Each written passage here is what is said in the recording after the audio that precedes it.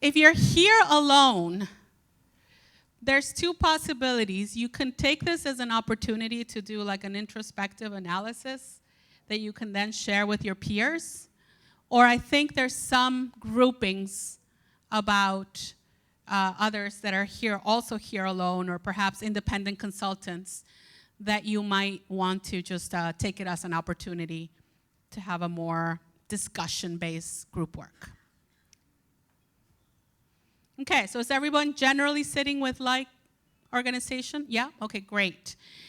So we're gonna give you a discussion guide shortly. I'm gonna project it. But in the meantime, we're gonna ask you to take 20 minutes to look at each part of the tree. You have those handouts. And discuss some questions that I'm gonna share with you so that you can identify two things. Your biggest challenge in this area, and let's just all start from the assumption that in a continuum, you can always do a little more, you can always do a little better, however well you already are. So what is your biggest challenge in this area of the tree? And also take a look at what is your strongest area of strength or opportunity. Okay, so let's look at the good things and the bad things from this tree in our organization. And you're gonna use your tree to write that down. Noted, we are not collecting this. The foundation is not collecting this. This will not be systematized. You can write whatever you want there. We're not gonna do a take-up. This is truly an internal reflection, okay? So be as open or not as you want to be. We're not gonna compare and contrast how organizations are doing.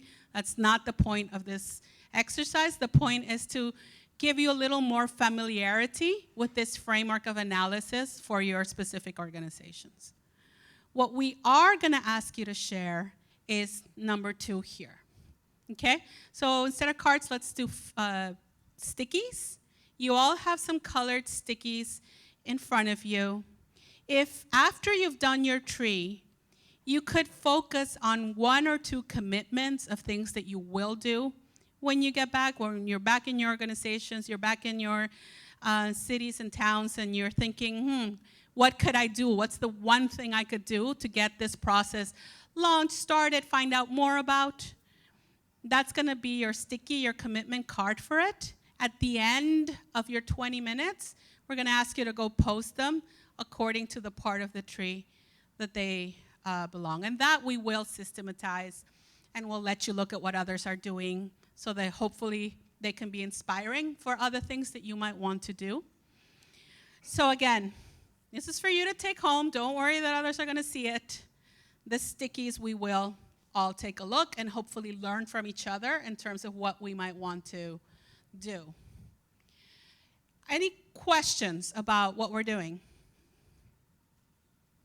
This to be done with our perspective of our organization or from the perspective of the government organization, urban local bodies? Yeah, great question. This is organizational. This is about you. I imagine that if your work is working with organizations, you're also going to ask questions about how prepared you are to do this with your stakeholders, right? That's the technical capacity question. But this is about this, let me put it this way, the health of your tree. How healthy is your tree? Is the roots strong, as you said in the poll, like a 5, a solid 5, and they're good and they're deep and they're strong? Or are they dwindling and not so thick and not so deep? That's from your own organization what you're doing. And I realize that in each table there's more than one organization. That's just because there's a lot of you. You're not expected to discuss this with the people next to you if you're not in the same group. Yeah. Unless you want to. All right. If any more questions come up, Graham, myself, and also our 3 friends from Dastra, Hansini, Diksha, and Rimsha, where are you? Are going to be walking around. Please feel free to ask any questions. They've been working with it, like they have exposure with the tree. We've discussed it with them. So please feel free to pull any one of us to your table. We can sit down, we can help you, or we can stay away, whatever you want, okay? And here's some guiding questions that might help you in your discussion. Here's just some top line questions. Don't limit yourself to this. If they're helpful, use them. If not, you know your organizations, period. I don't. These are some suggestions. Use them if they're useful. If not, just think about these parts of the tree in terms of the issues that you already know are relevant to your organization. And just keep in mind, it's the organization, it's the people in the organization, all right? It's how people in the organization negotiate their interactions on a daily basis based on their gender and the gender norms that they've seen either reinforced or questioned on a day-to-day basis. Okay? So 20 minutes, we'll give you a heads up when you have about 5 minutes to go so that you can remember to start focusing on the 1 or 2 things that you'll do, your commitments. Okay? Great. Thank you. We're here for you if you have any questions. Let's focus on number 2 here on this slide. And based on what you've discussed at your table, based on what institutional gender mainstreaming processes you can take action on, once the APM's over and you're back to your daily lives, what actionable things have you gotten out of this? And so select 1 or 2 of those things that you're going to do, write them on a sticky note, and put them on the flip chart of the corresponding branch or roots of the mainstreaming tree. If you have an action item that doesn't directly fit on one of the branches or on one of the flip charts, in the back right of the room, back my right of the room, there's a general flip chart. And so we want to this is kind of our version of the action commitments board outside. And so what actions are you going to take in gender mainstreaming? And put them up, and then we'll take a look at what everyone's committed to do and discuss and have some questions. Does that make sense to everyone? Any questions, comments, concerns? Okay, let's start putting up some sticky notes with the commitments and actions that you'll do once you get out of the APM. 2 per institution, also. At least. All right, it looks like we have 1, other than general, one sticky per flip chart, but I don't think every organization has gone up there yet, so let's get some commitments down. Let's get your sticky notes put up on the right corresponding flip chart. A lot under technical capacity. I like that. A lot under accountability. I like that. Anyone need any more time to put up their sticky notes? We got some people. Okay. Couple more. 1 more minute. 1 more minute.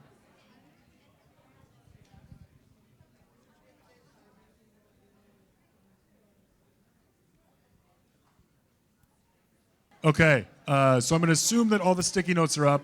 And so what we want to do in the practice of shared learning and learning from each other, why don't everyone stand up and go take a look. Let's do sort of a gallery walk and look at the commitments that have been made on gender mainstreaming to see if there's anything sparks good ideas, if you see something that may be particularly applicable to your organization. Let's go take a look.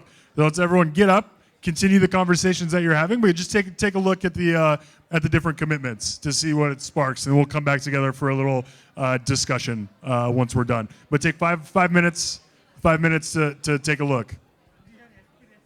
So my question is, so this session was mostly about introspection, right? However, I think that there is okay. Oh, sorry, if you can't hear or see me. Yeah. So I feel that there is a certain lack which is existing at the educational level on technical expertise. So, for example, I don't think that there are a lot of women who are studying mechanical and civil engineering, and even if there is a demand in the industry to recruit them, because there is no supply, so it doesn't. So there's a kind of a demand-supply gap. So do you think introspection can help there, or what can we do to, you know, increase the number of women who take up subjects like mechanical engineering or civil engineering and stuff like that? No, that's a great question, and thank you. Let me start before I answer your question, and we definitely will have room for more questions. Just validate the work that's in the flip charts right now, because I feel like there's some very concrete stickies here that reflect the level of work that you did with your tree. So I really see that you started to unpack and tackle through introspection to your organizations some of the issues that might come up that you might want to prioritize in your work. And I also saw a lot of, we're going to do this gender audit or this internal assessment process when we come back to our organizations, which is, of course, music to my ears. If we have done anything to inspire you to do this in a systematic way, that is, great on our part. And thank you for that. To your question of can introspection do that, I would just like to take you back to the original slide where we showed how gender integration in the programmatic work is linked to the organizational aspect. And this is an example of it. If in your assessment of what the gaps are in your own organization, you identify a pipeline issue in terms of the women, like what access to higher level education in technical fields women have as compared to men, and how that affects the candidate pool that you usually have access to, that might call upon you to do some programmatic interventions, right? And so, for example, the foundation has invested in postgraduate level education in sanitation that is now gender mainstreamed and does very specific work to ensure gender parity within graduates of these programs. So it's like a roundabout way of saying, when you identify the gaps, you will start to find ways to either close them internally, because you have to examine what your recruitment practices are to see if it's actually a pipeline issue. If it turns out to be a pipeline issue, you'll have to start building in partnerships with organizations that are able to do something about that as well. And that is true for women in STEM. It's also true for many other fields. But thank you. I'm glad that got your attention. We just wanted to take a time now that you've read through, done this gallery walk, and see what some of your peers are going to committing to doing in terms of that internal process. If you have any questions, because I do want to finish after this, I want to show you a video and just share one more case study of an organization that was perhaps a little more further on in the continuum and still felt called upon to do this. But I want to make sure if there's any questions, since we didn't have that take-up opportunity, because again, this is an exercise best done internally, so no need to tell us what you found. But if there's any reflections or questions that you want to share from the exercise, this is the time to do that. And I know there was somebody already had raised their hand in the back, but I think I might have lost her. Any questions or comments to this, to what you did right just now? Yes. And there's a microphone coming your way.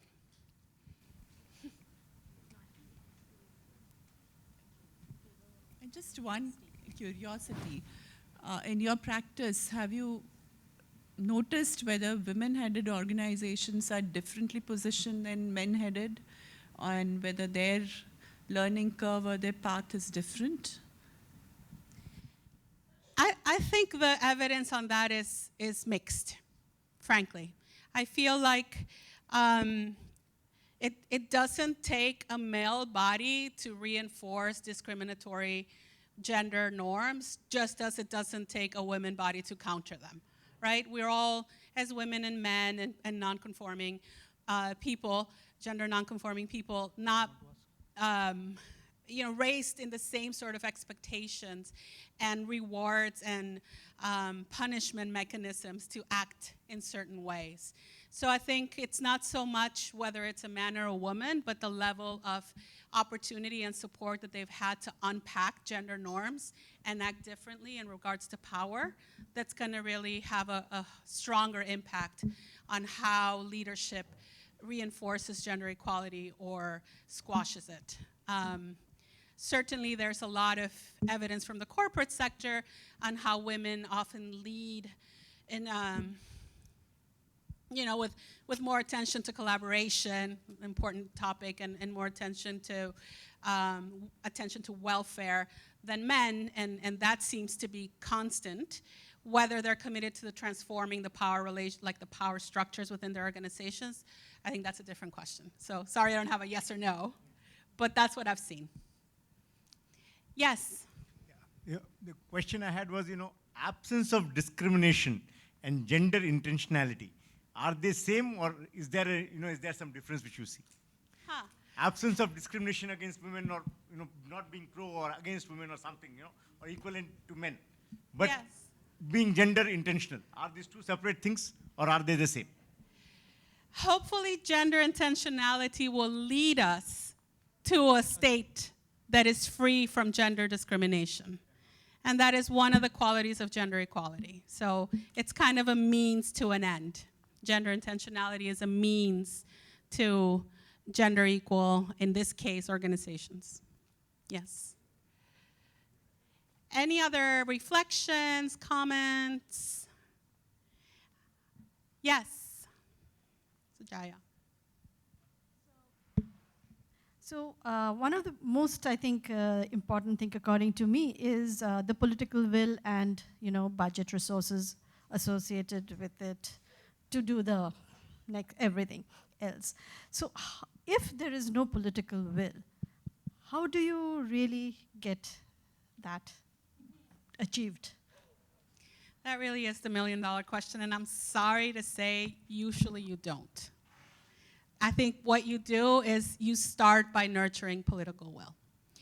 That is the reason why it's at the root, and I'm not saying that things cannot be done without that, but that's really what's going to make the difference in terms of making this a systematic process that has buy-in but also trust from staff if they see leadership truly committed and walking the talk of what that commitment means to this process. So in my experience, when we start working with an organization, the first question we ask is, where's leadership buy-in and commitment to this, and what are some tangible evidence that it's not just talk? And if the answer is it's mixed, it's weak, then we focus on that, perhaps doing some other preparatory work on the side. But I can't overstate the importance of political will for this. And political will is not only that physical and active commitment to the work, it's also the willingness to use your political capital for the changes that this is going to require. So that's why it's so important.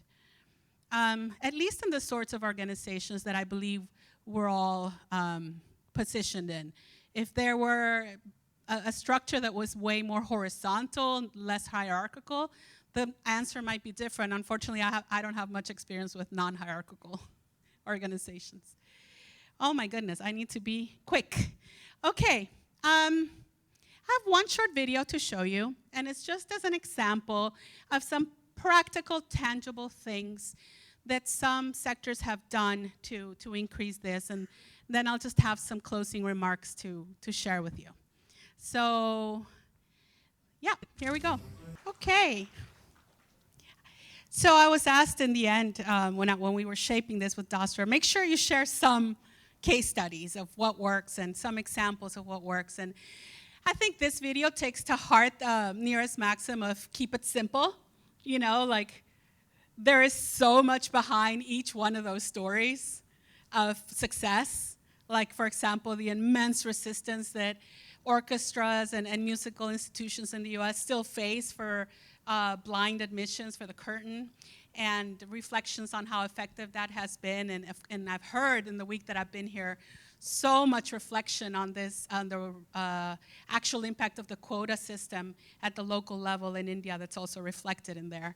But it's a good narrative to see how little tweaks can really launch change, can really start leveraging, the what can we do to get started, and hopefully give you some, just encouragement to not wait to figure out the super complex piece before you start making these small fixes in your organization that can really encourage staff to start thinking differently about your own commitments to gender equality. I think that's a really good takeaway from this video, certainly. And if I might just say one more thing. Earlier I talked to you about an organization that was really struggling with well-intentioned gender balance things going wrong, and how that had just revealed how far along the continuum they were. Worse than gender, unintentional gender, harmful, as we had seen.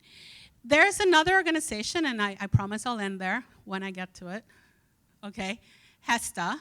HESTA is an organization in Australia that considered itself so advanced in the gender continuum that they were applying for this prize that the government of Australia has every year to highlight organizations that have done really well in gender mainstreaming. And when they were filling in their application, they realized, oh, we're not as far as we thought we were. And so they commissioned a salary gap analysis that revealed some very interesting data points on how wide the gender pay gap was in an organization that thought was doing everything right. And so they took the time to really analyze the numbers to see how it broke up and to see what can we do here. And what they came up with was very targeted measures that sort of challenge the traditional thinking of their HR departments that, as many HR departments really focus on full-time employees without realizing that that's usually a very gendered understanding, that part-time or flexi-time employees are primarily women, and that was at the heart of what the root causes of the pay gap were. So even though it was very far in the future looking, how we're going to shut that gap, they really created a whole capacity building program to start addressing that and to make sure that women in part-time positions in the organization had access to the same kinds of career building opportunities than their full-time peers. And that ultimately had a very important impact on the makeup and the pay gap of that organization shortening. So just very quickly, that idea that we can start small, we can start big. I hope you'll start by really taking a careful look at everything that staff in your organizations already know about gender dynamics and haven't been asked, and will very happily, hopefully, want to talk about it, so that you can really start walking, that talk and making our organizations truly reflect the commitment to gender equality that we're expecting, the people that we interact with, the stakeholders, the state actors, everybody in the sanitation chain live up to. So let's start with home. And thank you so much for the time, Graham, come up here, that you've given us to share this methodology with you. There's an app, in the app, you will have a handout with a curated set of tools. It's like an annotated set of tools that you might want to look at. You'll have this presentation, and also we'll get afterwards a write-up of all your sticky notes that you can continue to draw inspiration from. So, oh, nothing for me. That's a good wrap-up. That's a good wrap-up. Oh, Madhu had a very important thing to add. Yes. Her own commitment. So, is Brian in the room? Okay. So, I'm actually committing at the next time we all convene to actually have a manual. And guess what the topic of that panel is going to be? Does everybody know what a panel is? Somebody doesn't know? So on that panel, men on a panel, only men on a panel, right? And that panel will be on what? Gender integration, right? So I commit to that. How many leaders are committing to be? How many volunteers will I get on that panel? Leaders, men, manner. You can't, you're already disqualified. So how many leaders will commit? I'm not seeing any, because remember we said political will, that's the root of everything. So I don't see any. How many leaders are committing? All my leaders are quiet, actually. Come on, yes. So, when Dasra, our great partners who are going to help me convene this panel, they should get at least a dozen applications, right? A dozen. Yes. And we'll then send Lucero the video. So the second is, because there is no commitment on that commitment wall, so all the leaders who just put up their hands can commit to that, right? Can commit to political will for taking this agenda forward and making it real. You have the tools. Remember in January we talked about this in our alliance meeting and people said we don't have tools, we don't know what to do. How do you do it? You have to first start with your own organizations. You have the tools. As you know, all of these APMs are planned based on what you have said are your requirements. So this was a huge session, huge time from Lucero. So can you please give her a round of applause? And we do want to thank you for ever being our champion and partner. And then hopefully I'll see lots of commitment on that wall from all the people who raised their hands and those who didn't. Thank you.